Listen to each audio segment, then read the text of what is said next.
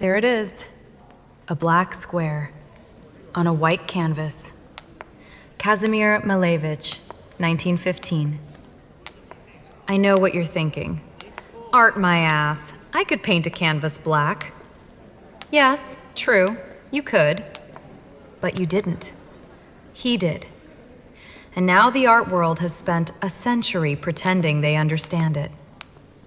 So let me set the scene. It's 1915, Russia. World War I is absolutely shredding Europe, a meat grinder of incomprehensible horror.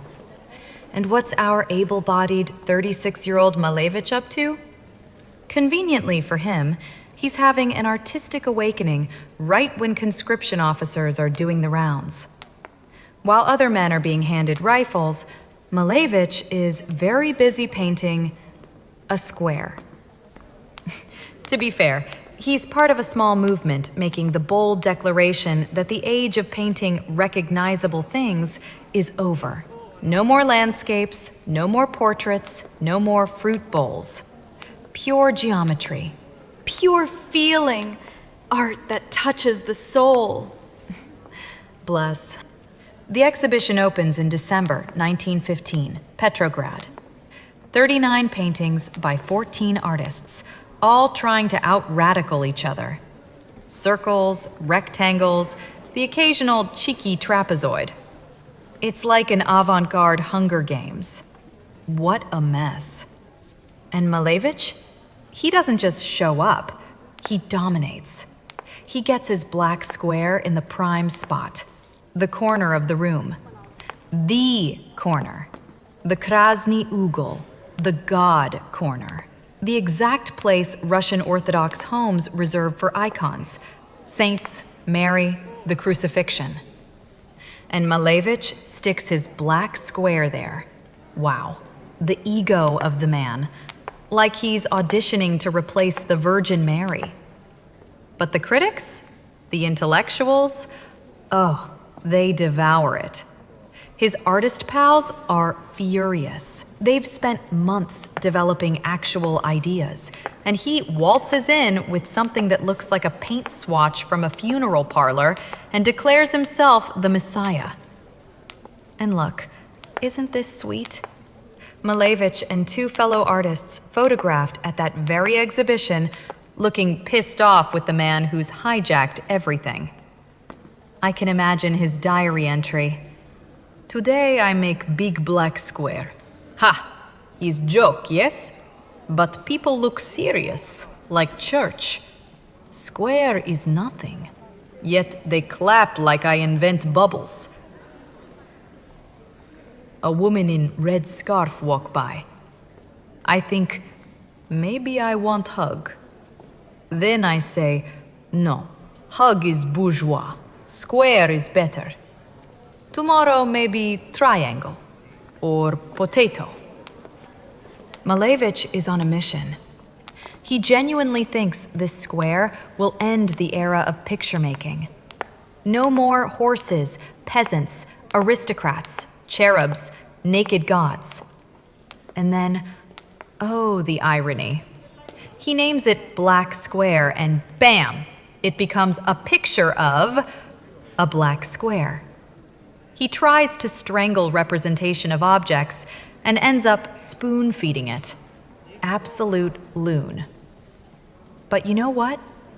In the middle of a war that would kill millions, in the chaos before a revolution that would kill millions more, maybe the picture represented a void, an absence, a refusal to prettify anything when everything was ugly.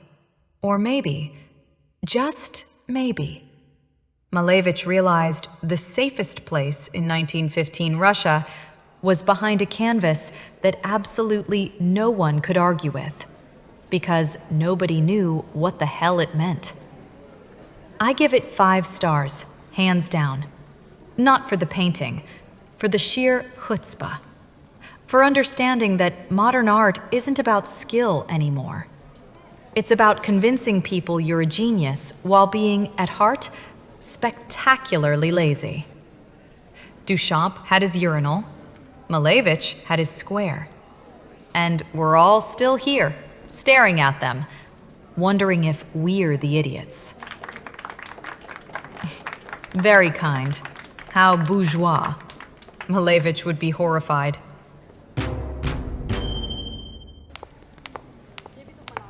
There it is, the most famous toilet in art history.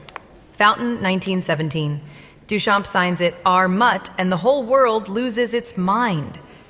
I keep imagining the moment before he submitted it. Maybe he's in his studio in New York with some pal staring at this urinal like it's a runaway souffle. You think they'll eat? Eat? Marcel eats for the pee-pee. Exactement. Zut alors, you are un génie of the plumbing. Non, mon ami. It is a monomot to the absurdité of le monde moderne. See, Duchamp wasn't rebelling against painting. He was rebelling against effort. Brushstrokes were getting sweaty, emotional. He thought, what if I just don't? And that's the miracle, isn't it? The less he gave a shit, the more the art world did. Not at first, of course. The gallery rejected it. Even his fellow artists were scandalized. But the press? They lapped it up. A toilet in a gallery? Catnip for column inches. Headline: Artist flushes career. Critics foam with joy. And a century later, here we are, still admiring a bog for its bravery. I give it 5 stars because no one has ever taken the piss quite so elegantly. Don't make me blush. Ah yes, the Treachery of Images. 1929, Magritte, the Belgian in Paris.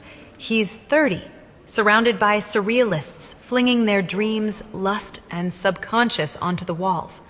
And he paints a pipe. Then writes, Ceci n'est pas une pipe.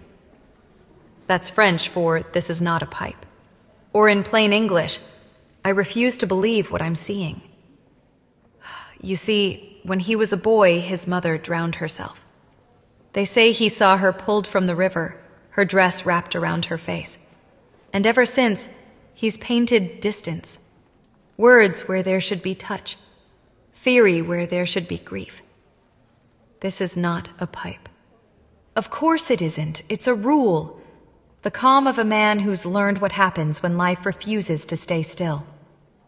While everyone else is unraveling, he's battening down the hatches, turning feeling into form, chaos into captions.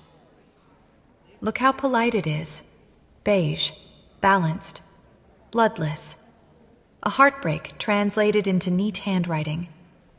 I give it 5 stars for turning trauma into grammar. Right!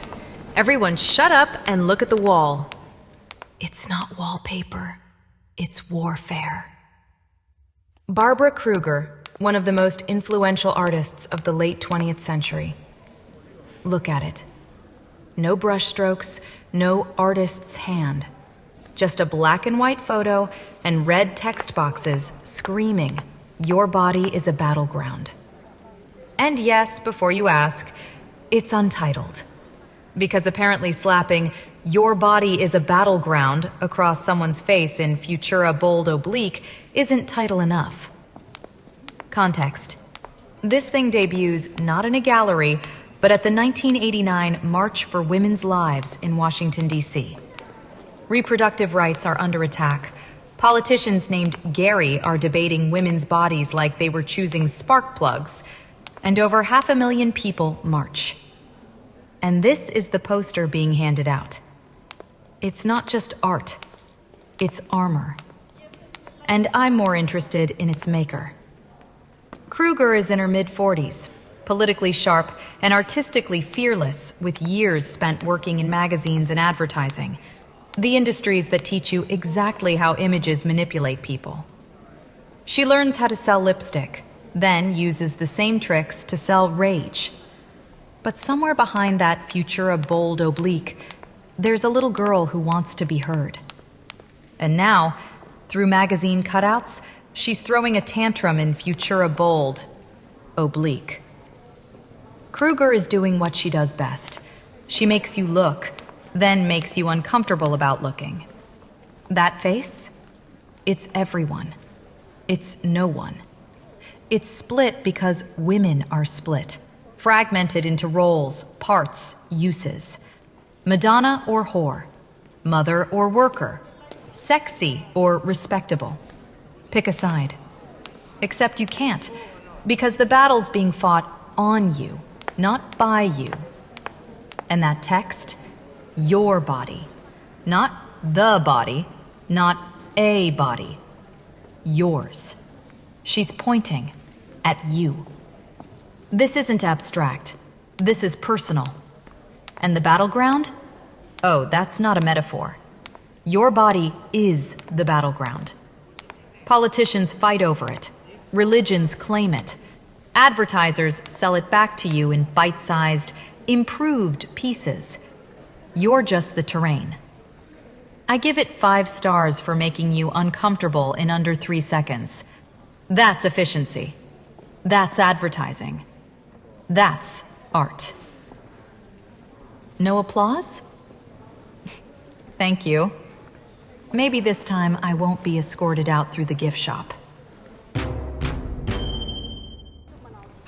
Oh good, this again. Yes, I know, it's 1893. Technically 19th century. And yes, this is supposed to be a show about 20th century art. But here's the thing, the Scream is 20th century. It just arrived 7 years early. Munch painted the existential crisis before the century even knew it needed one. Expressionism, anxiety, the death of certainty. He gave us the blueprint, so it counts. My show, my rules. The Scream, Edvard Munch. The painting that launched 1,000 therapy sessions. Fun fact, he made 4 versions. 4. Most people paint something once and move on. Not Munch. People think this is about fear. Wrong. It's about sensory overload. Munch said he was walking at sunset when he felt a great scream piercing through nature.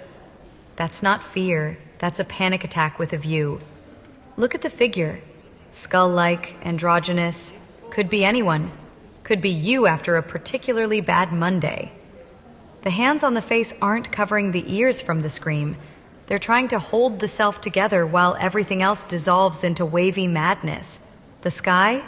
Blood red, swirling like a migraine aura. The bridge? Stretching into oblivion. Probably a metaphor for modern alienation, or possibly just Norway in winter. And those 2 figures in the background?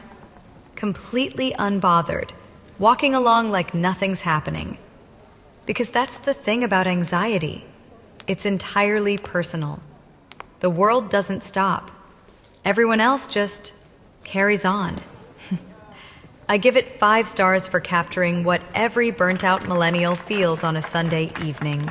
Thank you, but one other thing. Those 2 background figures? Full marks for emotional unavailability. Don't forget to breathe, unlike our friend here.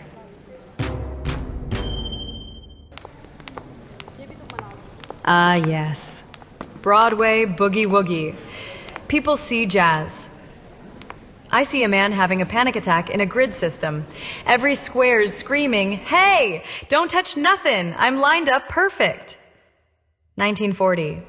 He flees the war in Europe, lands in New York, and everyone's out drinking, dancing, falling in love. And he's in a studio rearranging boxes like he's trying to alphabetize chaos. Yellow, ambition. Red, panic. Blue, the slow death of spontaneity. You can almost hear him convincing himself he's having fun. Look, I'm improvising. Just within a perfectly rigid, joyless little prison of my own design. It's called Boogie Woogie, but let's be honest. It's got the rhythm of a tax audit. The man escaped fascism and built himself a filing cabinet. I give it 5 stars for turning trauma into upholstery. Thank you, yes. I am available for private viewings and corporate breakdowns. Art historians have opinions. I have better ones.